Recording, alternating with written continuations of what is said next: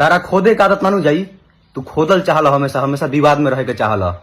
हम जब शांत होकर के चाहता नहीं, जब तुम मेरे खोद देता रहो आ खोदा तारा खुद फंस जाता रहो। तू पोस्ट करवाओ तारा कि खेसारी भैया के बेटी के ऊपर जब गाना गाया गया था तो नीतीश यादव कहाँ था, जाकर देख लियो नीतीश यादव का कर रहस। ओकरा बाद सबसे पहले तक बता दी कि तू ही नु हवा, तू ही नु हवा। अब पंकज सिंह जो गाना गाया था वो आपका पहले मित्र ही न था। आप ही ने शायद उसको सिखाए थे कि गाना गाओ तो हाईलाइट हो जाओगे, चर्चा में आ जाओगे। तोहरे नु करना मा हो। तू करके मारे जब गए रह तो तू अकेले ना गए रहो, बहुत लोग गए रहे। तू अपन फेम बनाए खातिर चेहरा हाईलाइट करे खातिर सब काम कर रह। तोहर इतिहास बहुत बा।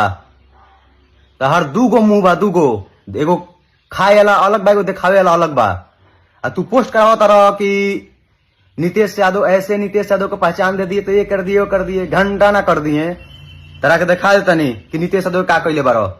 तहर जब गाना रिलीज भर रहे लांगा लखनऊ तो तोहर विवादे से गाना रिलीज भर रहे। तू घड़ी खेसारी भैया के पास ना रह, वो घड़ी तू रितेश पांडे के पास रह।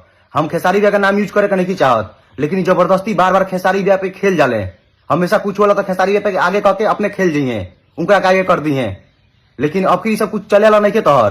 तारा के बता दी कि जब तार पहचान ना रहे नु तो वो घड़ी हमारे चैनल पर 1 लाख सब्सक्राइबर हो गए रहे।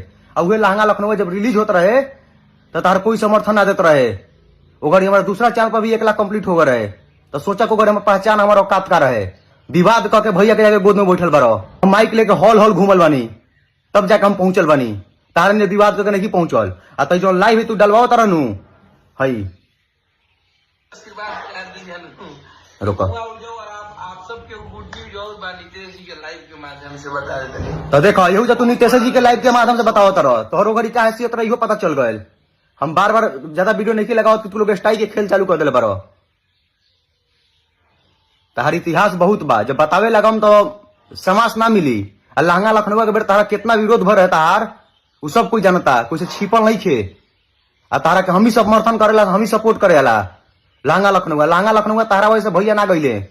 लहंगा लखनऊ का मनोज मिश्रा आदि शक्ति को से गाए हुए हैं। और सपोर्ट का बात करते हैं, समर्थन का बात करते हैं तो मनोज मिश्रा से एक बार आप लोग जाकर पूछिएगा कि नीतीश यादव को हमेशा समझाते थे मनोज मिश्रा ऐसे करी तो ऐसे आगे बढ़म, ऐसे बहुत सारा चीज मनोज मिश्रा बहुत हमको सपोर्ट किए हैं। हमारा कंपनी खुलवाने में सबसे ज्यादा किसी का योगदान है तो मनोज मिश्रा का है, वही हमेशा मोटिवेट करते थे।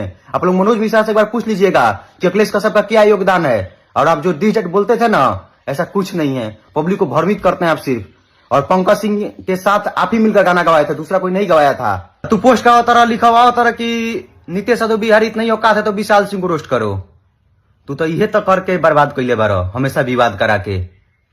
तू ये कहला कि भैया के गाना कैसे अच्छा आई, कैसे गाना बाजी, कैसे 200 मिलियन जाई, कैसे 500 मिलियन जाई, ये पर सोचल। लेकिन विवाद करा फिर सोच ले कि अब तहारा से दाल नहीं के गलत तो कोई और से लड़वाई। तहार शुरू से ये काम बा। आज जब भैया कह दिया नु कि एकरा की करे के बा, ओकरा को करे के बा, तो हमारे जरूरत ना पड़ी। हम पूरा बॉलीवुड से भी लड़ जाए। हमारे जितना औकात, हमारे जितना कुपत हो सारा लगा देम कोई से लड़े खातिर, उस सामने कोई भी हो। तो ये बात जान लो, झूठों के विवाद ना करनी हाईलाइट होके खातिर तारा नियर कि हर कोई के उंगली के विवाद में आ जाई, हर कोई के उंगली के विवाद आ जाई। शुरू से तू ये कह के आए बारो, शांत रहता तो शांत नहीं कर रहे देत। तू ये को जितना करबो उतना हम 4 गो करम। तू कर कितना परेशान करबा हमरा के। देखो तारा काम कितना करता नहीं। तू एगो बनेगा वीडियो एगो पोस्ट करेगा तो हम 4 गो पोस्ट करम।